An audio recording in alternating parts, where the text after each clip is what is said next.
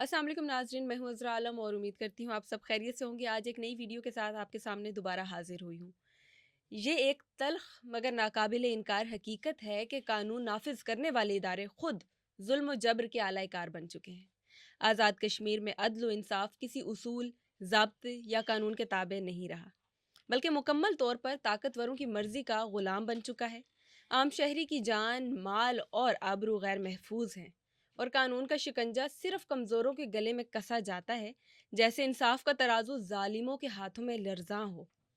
अलमिया यह है कि यहाँ पुलिस को देखकर तहफ़्फ़ुज़ का एहसास नहीं होता, बल्कि ऐसा महसूस होता है जैसे इज्जत, वक़ार और मालो मता सब कुछ पल भर में छिन जाएगा।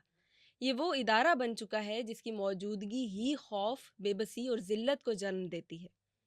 जैसे मुहाफ़िज़ नहीं बल्कि लुटेरों का कोई मनज़म जत्था हो जो सिर्फ शिकार की ताक में है।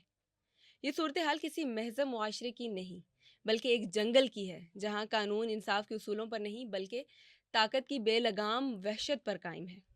यहाँ जिसकी लाठी उसकी भैंस का उसूल ही दस्तूर बन चुका है और कमज़ोर सिर्फ एक शिकारी की मानद है, बस खड़ा है, जिसे ना कोई पनाह मिलती है ना कोई फरियाद सुनने वाला है। ऐसे हालात में रियासत की महज इखलाकी हैसियत नहीं है, बल्कि उसके वजूद पर भी संगीन सवालात खड़े होते हैं।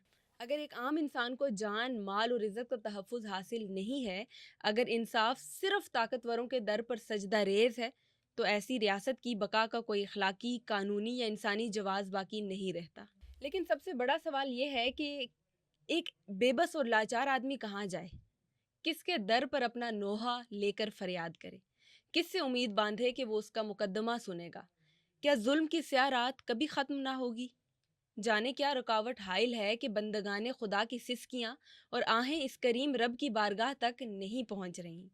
इंसाफ मर चुका है, ज़मीर मफलूज हो चुके हैं और एक आम शख्स अपनी फरियाद लेकर आज भी किसी ऐसे दरवाजे की तलाश में है जो उसके लिए खुले। मगर वो दर है कहाँ? वो सामे कौन है? और वो दिन कब आएगा जब जालिम का हाथ रोका जाएगा और कमज़ोरों को उसका हक मिलेगा?